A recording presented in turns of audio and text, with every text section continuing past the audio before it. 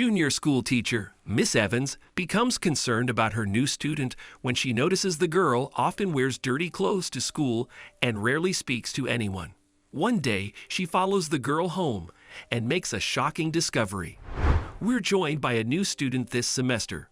Miss Evans told her class, "Will everyone please give a warm welcome to Kitty?" Kitty shrank in her seat as the class greeted her. The young girl's obvious discomfort worsened when some students asked where she came from and why she was there. Miss Evans knew the sad story that forced the girl to join their school in the middle of the year. Her heart had ached when she looked at little Kitty's transfer papers. She quickly distracted the other students. "I'm sure we'll all get to know Kitty better over time.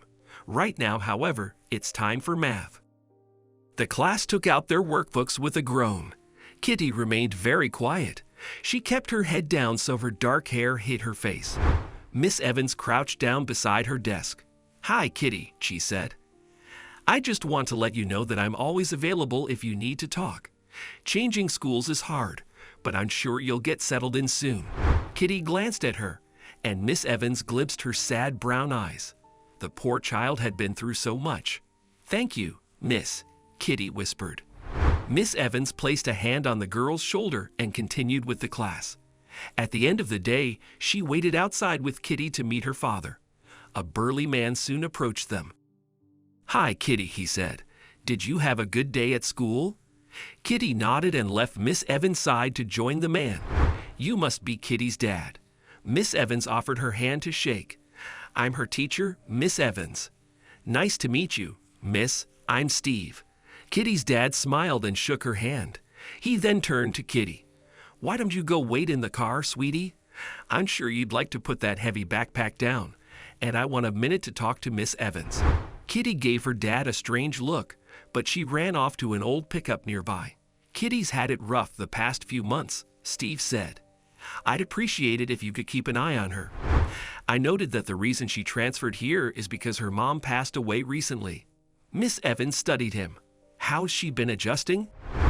"Some days are better than others. I didn't see her and Shauna as often as I wanted to since I moved up here for work." Steve shrugged. "I reckon things will go better once we're used to each other again."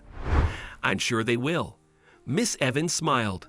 "And don't worry, I'll do everything I can to help Kitty settle in. She earned good grades at her previous school, and I look forward to seeing her get back on track." Miss Evans was true to her word. She kept a close eye on Kitty over the next few weeks, and what she noticed concerned her. The girl often wore the same clothes to school. The clothes were usually dusty and stained. Kitty was quiet in class too. On the playground, she sat by herself and ignored the other kids if they tried to involve her in their games. Miss Evans tried to coax her out of her shell, but the girl remained withdrawn until the day she begged Miss Evans for help. The class had just ended. All the other students chatted loudly as they filed from the room, but Kitty came over to Miss Evans' desk. She stood there with her head down and her arms tightly crossed. "Is everything okay, Kitty?" Miss Evans asked. The girl shook her head. She mumbled a few words that Miss Evans couldn't make out. "Speak up, sweetie." "I can't hear you." "I don't want to leave school," Kitty shouted. She lifted her head and stared at Miss Evans with tearful eyes. "I don't want to go with my dad. Please, can I live with you instead?" Miss Evans' heart broke at the desperation in Kitty's voice. She moved closer to the girl and put a hand on her shoulder. "Why don't you want to go home with your dad, Kitty? Is something wrong?" Kitty hugged herself and looked away. "I don't like living with my dad. I don't want to stay with him anymore." "Oh, sweetie, I know it must be tough getting used to a new town and a new school. You've been through so much, and I'm sure you miss the life you used to have." "I miss my mom," the little girl sobbed. "I'd miss my room, Kitty." Steve appeared at the door, blocking it with his muscular frame. "There you are. I was worried when I didn't see you outside." Kitty spun and backed away from her father. "I'm not going with you." Steve's face crumpled. "Come on, Kitty. Don't be like that." Kitty's lip trembled. Tears trailed down her dusty cheeks as she looked at her dad. "You know I'm trying real hard to be a good dad, don't you?" Steve crouched down in front of his daughter. "Times are tough now, but everything will turn around someday. You'll see." Steve held his hand out to Kitty. After a long moment, Kitty dried her eyes and shuffled toward him. Miss Evans wasn't sure what to make of this situation. Kitty was clearly unhappy living with her dad, but how much of that was due to her grief?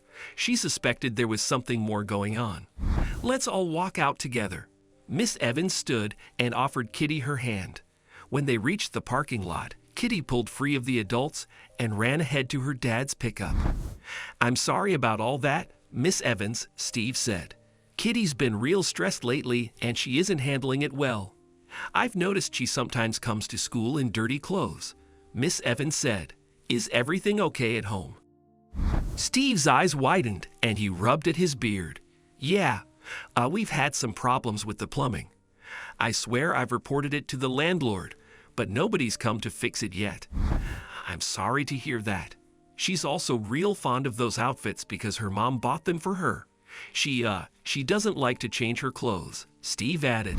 Steve stopped suddenly when they were a few yards away from his car. "I really appreciate you looking out for Kitty, but I think it's still going to be a while before she gets used to all the changes in her life." Steve said goodbye to her then. Miss Evans looked on as he climbed into his pickup. The car growled and spat out an awful plume of smoke when he drove away. Despite Steve's reassurances, Miss Evans continued to worry about Kitty. She was no longer coming to school in dirty clothes, but now she was often tardy for school and started skipping classes. One day, Miss Evans noted that Kitty's face was pale and drawn. She had dark circles under her eyes and barely seemed to manage to stay awake in class. Miss Evans was starting to suspect something was very wrong with Kitty and decided that she would get to the bottom of it. She gave the class some work to keep them busy and stepped out to call Steve. "Hello." "Hi, Steve. This is Kitty's teacher, Miss Evans. I'm calling because I've noticed that Kitty often seems exhausted at school." "That's because we've had to stay up late to work on her homework," Steve replied. "I've been working late too. That's why I can't help her with her homework earlier in the evening. That work is much tougher than what I remember doing when I was her age."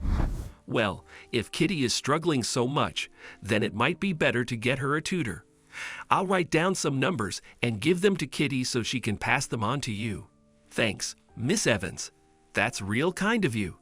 Later that day, Miss Evans was about to lock up the classroom when she noticed a crumpled piece of paper on the floor near Kitty's desk. She picked it up and found it was the note she'd given the girl with the math tutor's numbers on it. Miss Evans was confused.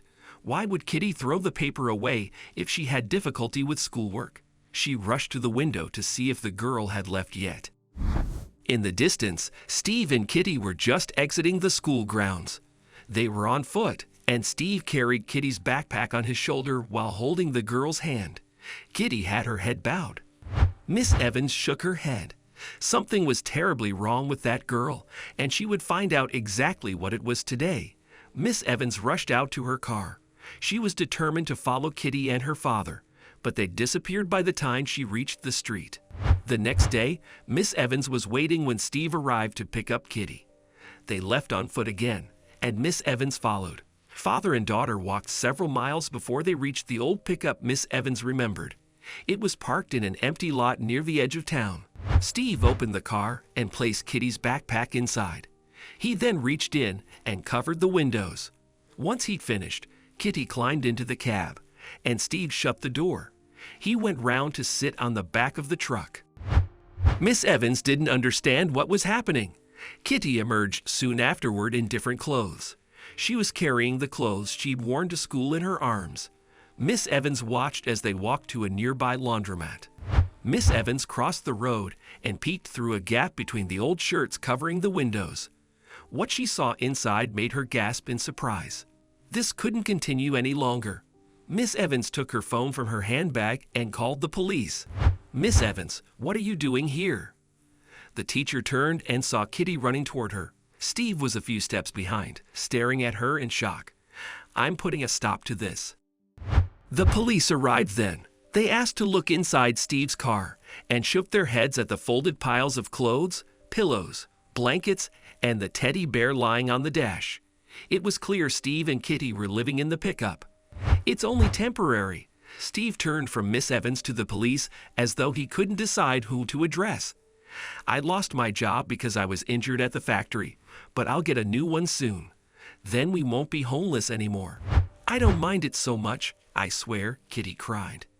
My daddy brought my pillow and Freckles, my teddy, so I can be happy, and I am, I promise. The little girl grabbed a police officer by the hand. Please don't take my daddy away from me.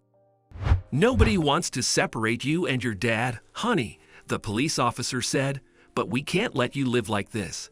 It's going to start getting cold soon, and you need a place to stay where you'll be warm and safe. The police officer turned to Steve then. I'm going to take you and your daughter to a shelter, sir. They'll help you get back on your feet and ensure both of you are taken care of. Steve and Kitty went to the shelter, and Steve was later admitted to a rehabilitation center for his work injury.